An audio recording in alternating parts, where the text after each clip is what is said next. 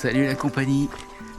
Bon, ce matin, on s'est levé à 4 heures, départ à 5 heures, et là il est 10h15 et on part.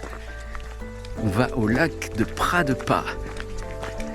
Il y en a pour 2h45 normalement. Mais vu ma lenteur, il y en aura sans doute pour un peu plus. Allez, on continue. On part du lac d'Estaing. Et comme d'habitude, les stars locales sont là, les poneys. L'été, ils sont en mode service animation pour enfants autour du lac. Mais ce dimanche matin, c'était plutôt ambiance, retraite spa. Calme absolu, zéro stress, juste la nature.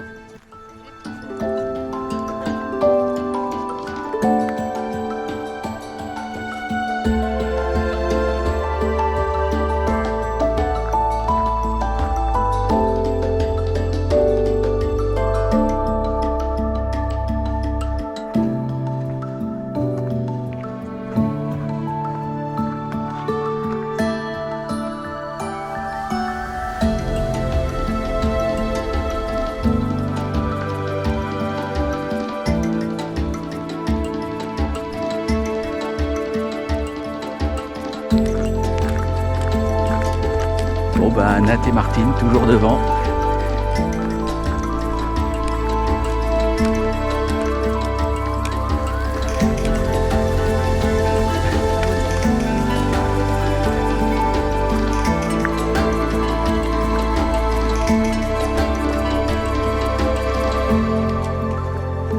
Bah alors Nat, On est bien là.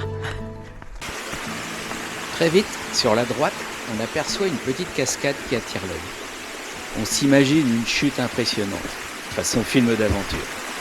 Et finalement, ce sera une cascade version mini. Un peu timide, mais pleine de charme. On lui pardonne instantanément.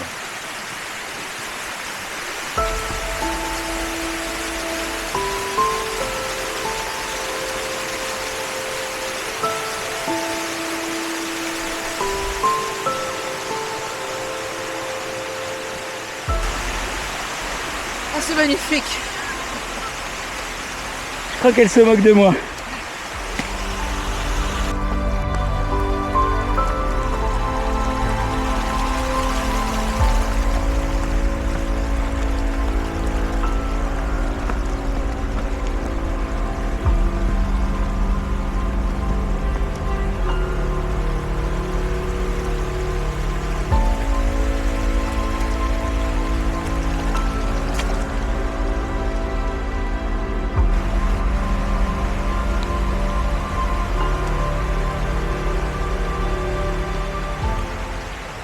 Puis arrive une légère ascension, très douce et dans l'ombre.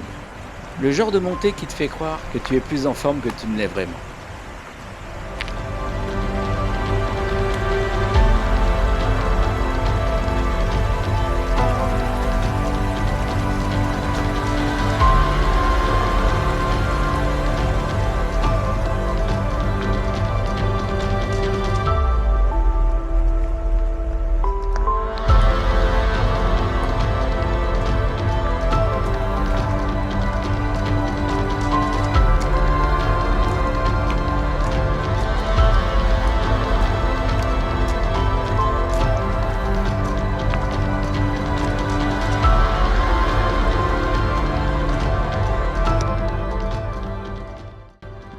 Ensuite, on attaque dans une petite forêt, remplie de hêtres.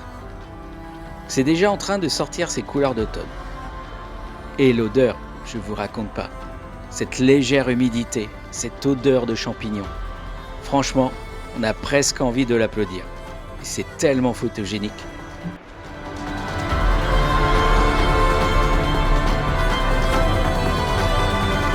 Nat!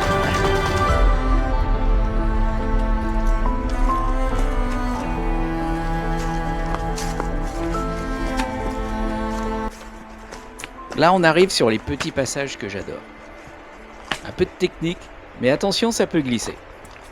C'est ce moment où la rando devient un sport d'équilibre. Tu admires la nature, mais tu sais aussi que si tu rates ton pas, tu te fais une descente express sur les fesses.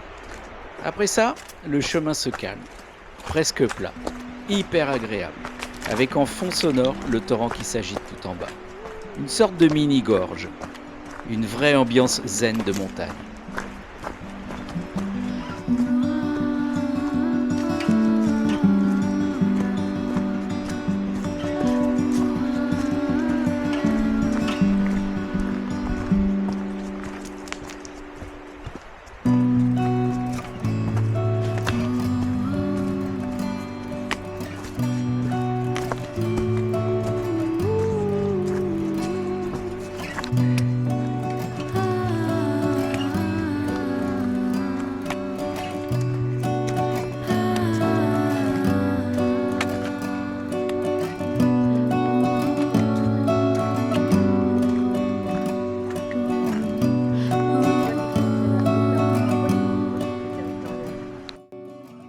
Et là, en sortant de la forêt, le choc.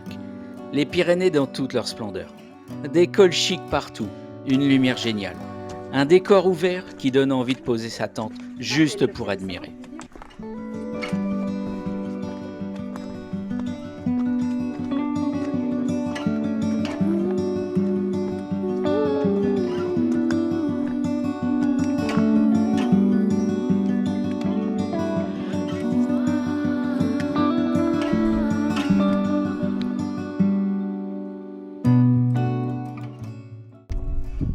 On aperçoit ensuite la toue de la Sétira.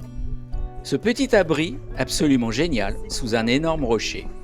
Un peu comme une maison de génie ou un champignon géant. On y était venu en mai 2023, mais la météo nous avait très vite calmés.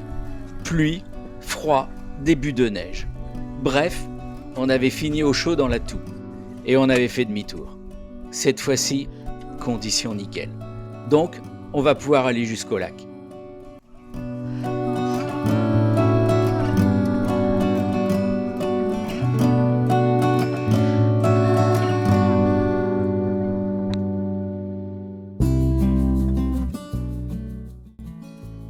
On se souvient qu'il y a 2 ans, juste avant le lac, on avait croisé un groupe de jeunes bouquetins. Apparemment, la vallée est un bon spot pour eux. Et bonne nouvelle, on va en revoir, juste au-dessus du lac. Toujours des jeunes, toujours majestueux, mais un peu trop loin pour que la caméra fasse un portrait digne de National Geographic. Ici, dans les Pyrénées, c'est le bouquetin ibérique. Il est plus petit que son cousin alpin.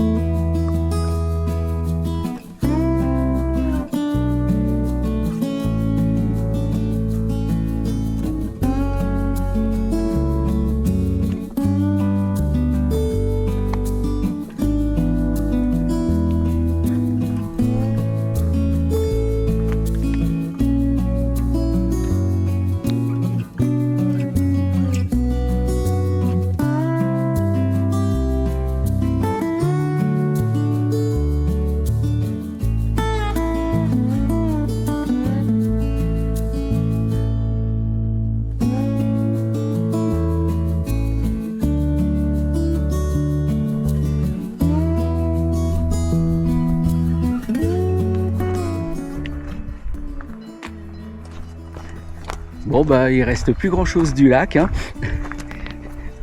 Mais la montée est sympa. Le lac de Pla-de-Prat, lui, est un peu triste ces temps-ci. On apprendra plus tard qu'il est en train de disparaître. 50 cm d'eau en plein été. Et en septembre cette année, c'est plutôt 10 à 20 cm. Autant dire un lac en version ultralight.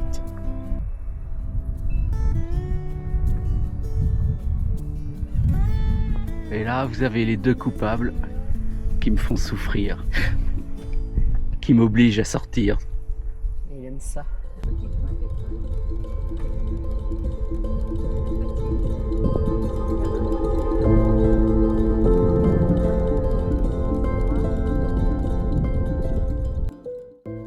Après une petite pause pique-nique, suivie d'une micro-sieste, le combo parfait pour recharger les batteries.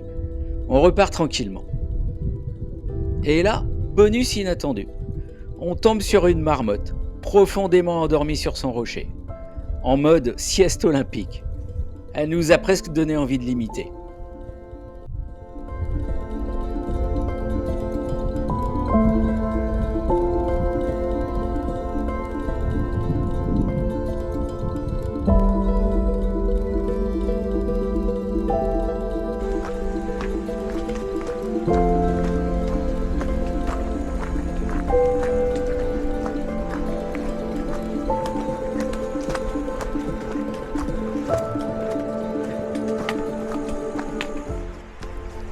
On finit la randonnée avec le sourire. Un parcours superbe, accessible, varié, jamais monotone. Franchement, que ce soit en famille ou entre randonneurs motivés, c'est une sortie que je conseille à tout le monde. On en prend plein les yeux, sans se casser les jambes. Bref, rando validé.